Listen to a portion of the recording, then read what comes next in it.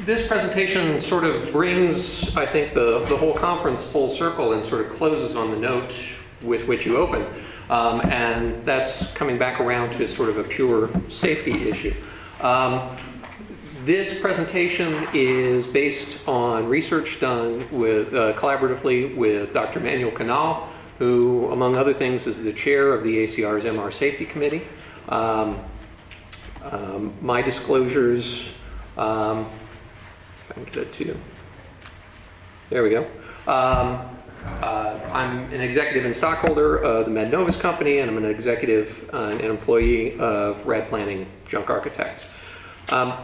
In particular, what I'd like to take a look at is MR safety issues. And with all of the popular attention that's being paid to ionizing radiation safety, thank you, Walt Bogdanich and the New York Times, the broader conversation about radiology safety to date really has not incorporated MR safety.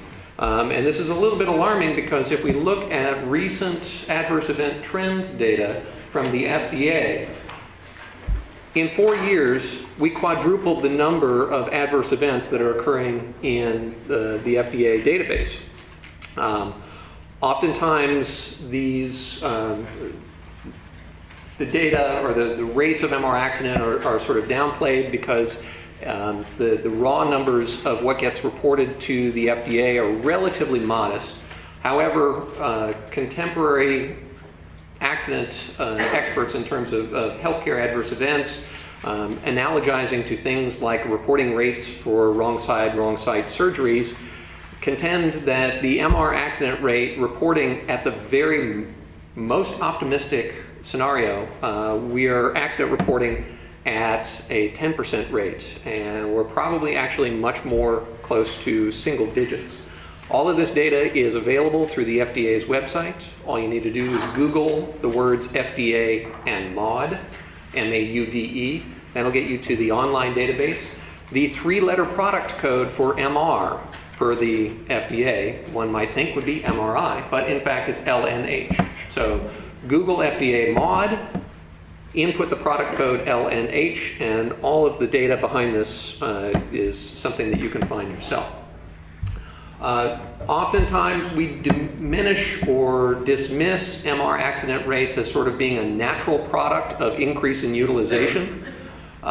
This chart that we're looking at right now shows the trend data.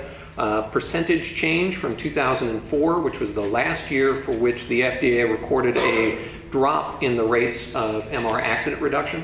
As we can see very clearly, imaging utilization growth in no way accounts for this alarming growth in MR accidents.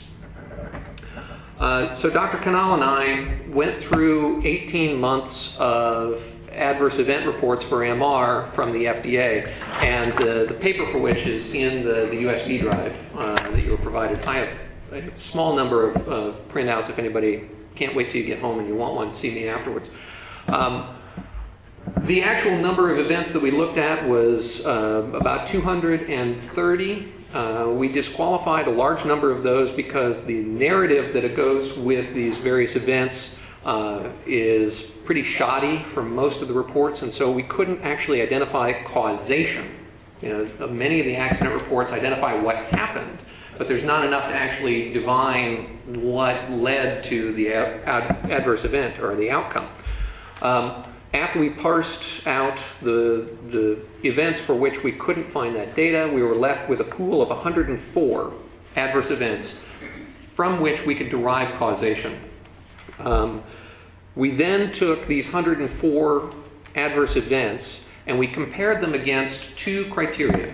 We compared them against the ACR's own Guidance Document for Safe MR Practices 2007 and the Joint Commission's Sentinel Event Alert number 38. And we looked only for explicit, objective, concrete actions or best practices that would have prevented a specific action or a specific adverse outcome. And by this I mean for a projectile event, for example. that would only be identified as being effectively mitigated if there were explicit standards, explicit practices that went to prospectively identifying ferromagnetic material, segregating it from things that are brought with the patient into the room, so that there were very explicit, specific criteria that would have prevented it. Now, both standards, both the guidance document and Joint Commission Sentinel Event Alert, also have some very broad brushstroke patient safety objectives in terms of situational awareness and technologist education, all of which we feel would contribute, but it's kind of hard to, using those sort of umbrella standards or umbrella objectives, we could simply say that every event would be prevented if we actually followed those and extrapolated out. When we compared the explicit criteria, the ACR guidance document would have mitigated 80% of all of the MR adverse events that were recorded in that 18-month time period for which we could divine causation. Slightly less than 50% would have been mitigated by the Joint Commission's Sentinel Event Alert number 38.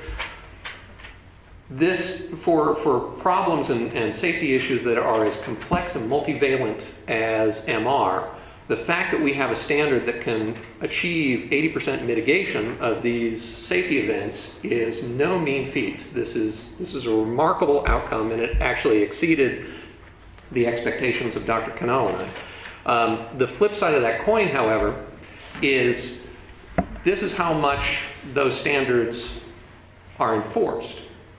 The Joint Commission Sentinel Event Alert 38 is actually not enforced by the Joint Commission. The ACR Guidance Document for Safe MR Practices is not an integral element to the MR accreditation process. These are sort of floated out there as best practice. We think it's a good idea. We recommend that you do it. And yet, in the same time frame that these have been out there, we're seeing alarming increases in the rates of MR accidents.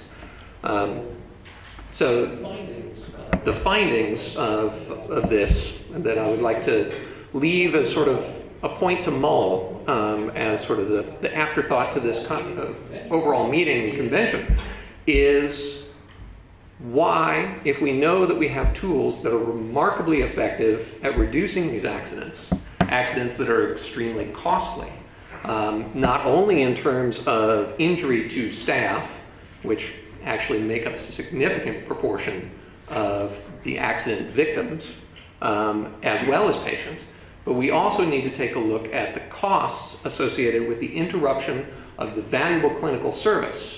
That's both out-of-pocket costs and the bottom line impact, but also the value of losing this critical modality in terms of everyday patient care.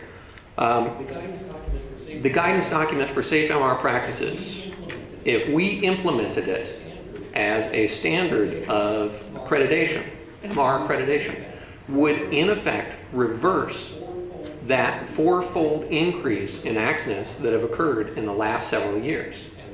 And so my closing statement is to essentially challenge the Joint Commission and the American College of Radiology and the IAC and DMV to take a look at what are the effective means of mitigating this alarming trend of increasing MR accidents. And from the standards, and I use standards in terms of standard of practice, that are available out there today, it seems to me that the ACR guidance document is sort of the hands-down best tool to respond to these particular incidents and accidents. And I wanted to make myself available for questions, and I realized that this up on the podium is not the time to do that. In the handouts and on the screen are my contact information. Anybody who would like additional information, number one, I encourage you to read through the more detailed information in the USB drive, but please also feel free to contact me. Thank you very much.